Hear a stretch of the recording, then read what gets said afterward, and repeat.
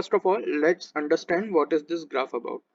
In the x-axis, you can see in the x-axis, I had written, do I know this? So it is about you, whether you know about that skill or not, right? You have the knowledge. Are you aware of that skill? You have the proper knowledge to share or not? And in the y-axis, we have, do people need this? And the people here are your audience, which will be watching you over the YouTube or any other social media platform. So here node denotes in this area, node denotes you do not know about that skill, right? This whole area is no.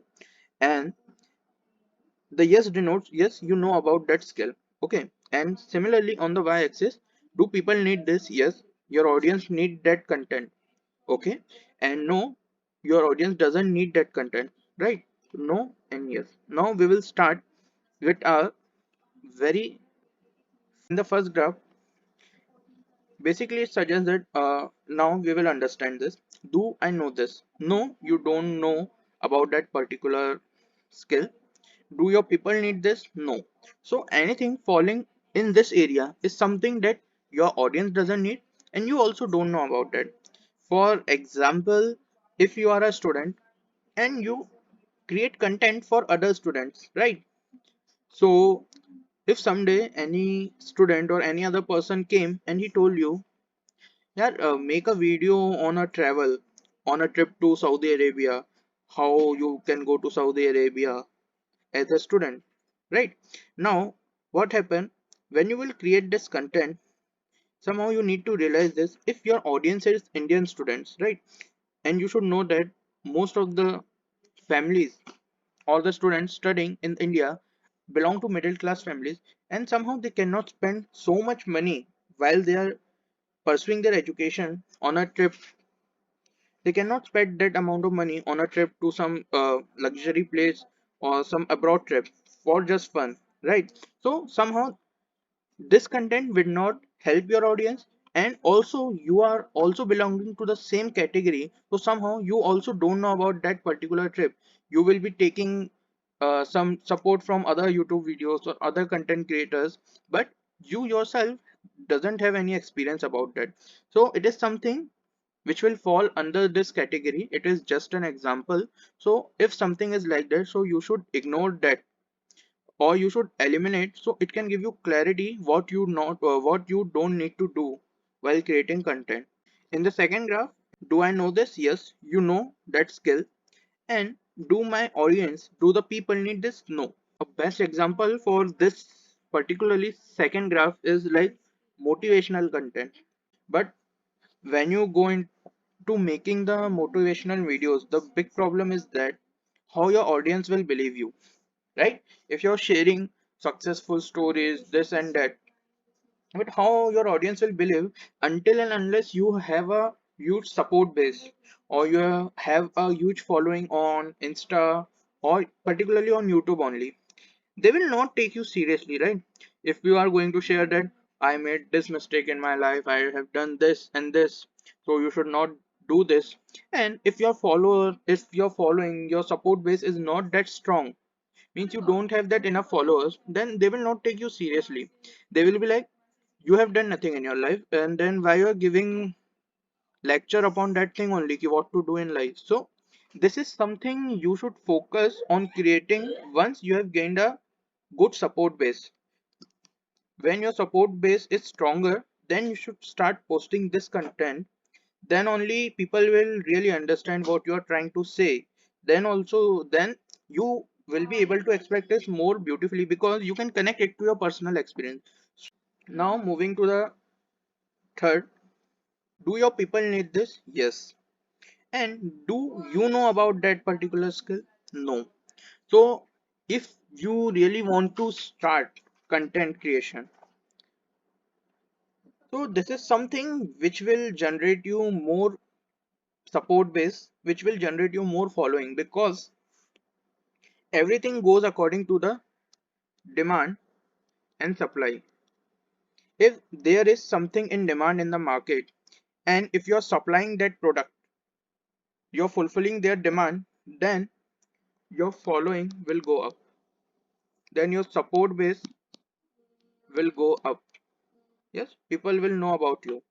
So this is something you need to be cautious about also, because if you share some wrong information with them, or if you try to give them misleading information, this can turn out to be a disaster.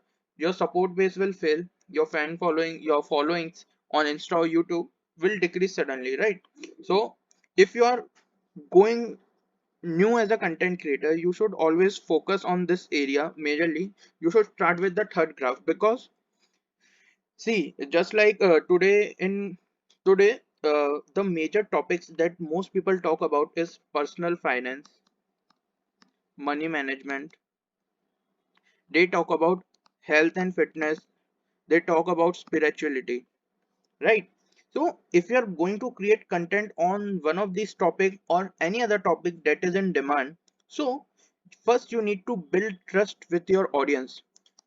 You need to build trust that how they believe you, how they will find that your information is reliable or not. So to build trust, you need to do a lot of research, Russ. If you are not doing any research on your content which you are posting, then somehow your audience will not start believing in you. Then your support base will be affected with this, right?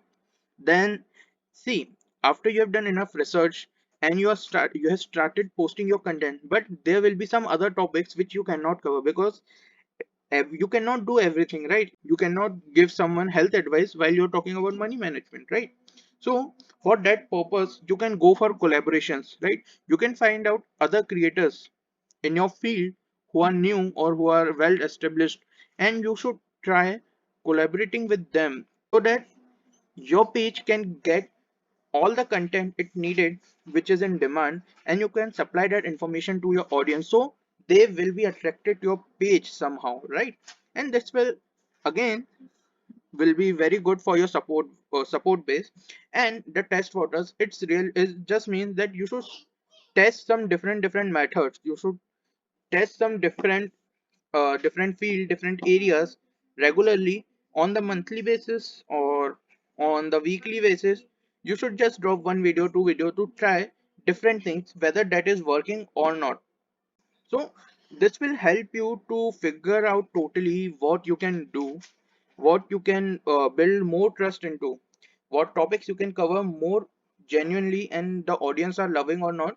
You can get to know about this. So always start with the third graph if you're going into content creation on YouTube or any other social media platform. Basically, fourth graph is that you also know about this. People also want this, right? So this is something that which is in demand.